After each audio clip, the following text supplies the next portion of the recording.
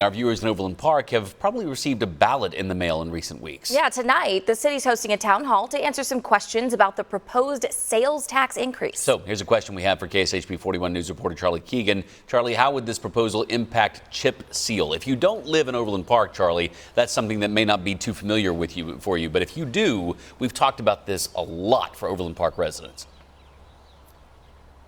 We sure have, Taylor. You're absolutely right. And the ballot question right here does not mention the words chip seal. But when I talked to the city, they said a vote yes on this ballot would decrease the amount of chip seal the city uses, but they can't get rid of it altogether, which has some residents torn. Because, Taylor, if you don't know what it is, chip seal is a way to repave asphalt, but leaves behind a lot of loose gravel and chips.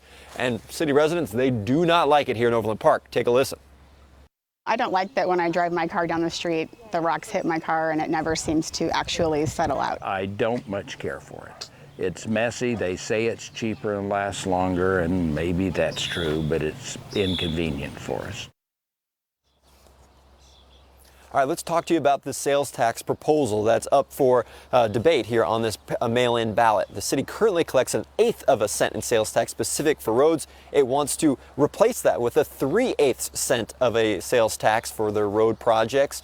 And they say that will generate an extra $16 million for the city each year to pay for road projects like chip and seal and other ways to repave the roadways. All right, if you have questions about your ballot, would like to get more information, you can come to the Matt Ross Community Center, which is right here behind me at 81st and Marty, and there'll be a town hall at 6:30 tonight to answer those questions. Taylor and Deja, you got to get your ballot in by June 22nd. All right, June 22nd. And Charlie, not to get too much in the weeds here, but you wanted to know, why is this going to be a sales tax increase for the city and not a property tax situation? You tried to find out that answer, right?